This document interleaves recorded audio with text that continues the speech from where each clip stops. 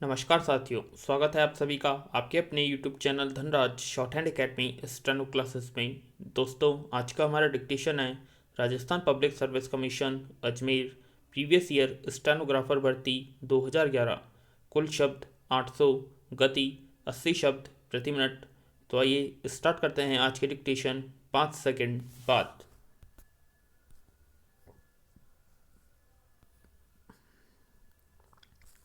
Start.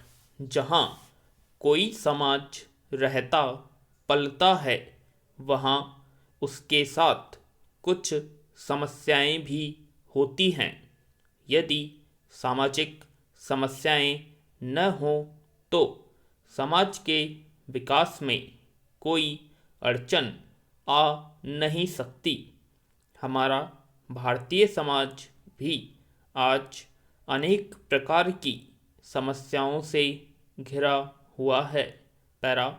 समाज की पहली समस्या अंधविश्वास तथा अज्ञान की है, जो बहुत वर्ष बीत जाने के पश्चात भी आज पूरी तरह से मिट नहीं पाई है।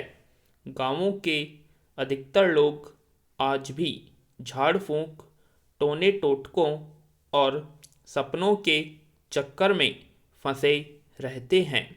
किसी कार्य को जाते समय जब बिल्ली रास्ता काट जाती है तो लोग बड़ा अपशकुन मानते हैं। यदि कोई आदमी छींक देता है, कोई पीछे से टोक देता है या पानी का भरा लोटा हाथ से गिर जाता है, तो लोग समझते हैं कि यह बुरा हुआ है, इसलिए कार्य पूरा नहीं हो पाएगा। पैरा। दहेज की समस्या भी भारतीय समाज में आज मुंह फैलाए खड़ी है। दहेज के लोभी व्यक्ति रुपये पाने के लिए नव वधुओं पर बड़े जुल्मों सितम ढाते हैं। सास ससुर तथा पति आदि मिलकर बहुओं को जिंदा जला डालते हैं या गला घोंटकर मार डालते हैं। दहेज प्रथा भारतीय समाज के ऊपर एक कोढ़ की तरह है, जो हमारे समाज को कुरूप करता जा रहा है। वधु पक्ष के लोग जब वर पक्ष के लोगों की दहेज की इच्छा पूरी नहीं कर पाते तो बहू का जीवन नर्क की तरह कष्टमय हो जाता है। पैरा। अनेक समाज सुधारक दहेज प्रथा के विरोध में सार्वजनिक स्थानों पर तो अनेक भाषण देते हैं, लेकिन जब वे अपने पुत्रों की शादी करते हैं तो दहेज लेने से जरा भी नहीं चूकते। पैरा। भारत की सबसे बड़ी सामाजिक समस्या तो नारियों के उचित विकास की है। वैसे तो हमारे समाज में नारी के संबंध में कहा गया है कि जहाँ नारियों की पूजा होती है, वहाँ देवता लोग निवास करते हैं। लेकिन भारतीय समाज में आज नारी के ऊपर भांति भांति के अत्याचार किए जा रहे हैं। विराम। आज भी पुरुषों का अहम नारी को अपने पैरों तले दबा देना चाहता है। वह नारी की अहमियत अपने से बढ़कर मानने को तैयार नहीं है। पर्दा प्रथा, अनमेल विवाह, बाल विवाह की स्वीकृति, विधवा विवाह निषेध, रूढ़िवाद, बहुविवाह की परंपराओं के चलने से नारी की स्थिति दयनीय हो गई है। कर्तव्यशीलता के नाम पर आज नारियों को जिंदा ही बलि पर चढ़ाया जा रहा है। पैरा आर्थिक परतंत्रता के कारण नारी आज घर की चार दीवारी में कैद होकर रह गई है। मुस्लिम समाज की नारियों की और भी बुरी दशा है। इस समाज के कानून में पुरुषों को एक से अधिक विवाह करने की आज्ञा है, जिस कारण मुस्लिम महिलाएं जिंदगी भर अपनी सौत की ईर्ष्या का शिकार होती रहती हैं। भ्रष्टाचार के रोग ने तो भारतीय समाज की कमर तोड़कर रख दी है। सरकारी दफ्तरों के बाबू बिना रिश्वत लिए कोई काम करना नहीं चाहते। ट्यूशन का धंधा शिक्षकों के व्यवसाय का एक अन्य महत्वपूर्ण स्रोत बन गया है।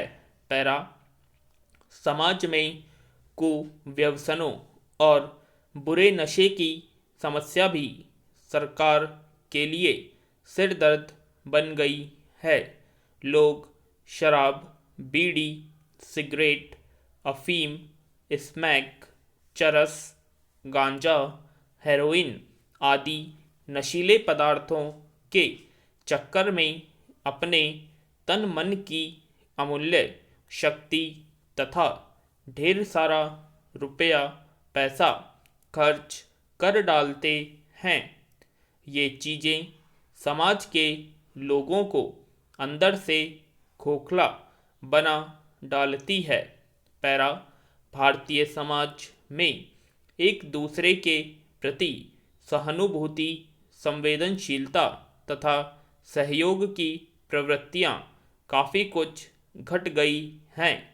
समाज में जब किसी पर अत्याचार होता है तो शेष लोग मूक दर्शक बने अत्याचार को साक्षी होकर देखते रहते हैं, लेकिन पीड़ित या दुखी व्यक्ति की सहायता के लिए कुछ नहीं कर पाते। पैरा शहर में कोई गुंडा बदमाश व्यक्ति किसी अच्छे आदमी को पीटता है, किसी की हत्या करता है, नारी के आभूषण छीनता है और जेब कतरा दिन दहाड़े किसी की जेब काटता है, तो समाज ऐसे दृश्यों को देखते हुए भी अनदेखा बन जाता है। आज का समाज इतना स्वार्थी हो गया है कि अपने लाभ के लिए किसी को भी हानि पहुंचा सकता है। पैरा दिन दहाड़े लोग बैंकों को लूट लेते हैं, रास्ते चलते लोगों को लूट लेते हैं, रेल, बस और कारों को लूट लेते हैं, फिर भी समाज किंग कर्तव्य विमूढ़ बना देखता रहता है। अदालतों में झूठी गवाही और रिश्वत के बल पर बड़े बड़े अपराधियों को छुड़ा लिया जाता है तथा झूठे मुकदमे गढ़कर सीधे साधे व्यक्तियों को जेल में ठूंस दिया जाता है। यह समाज की विकृति या दोष नहीं तो और क्या है।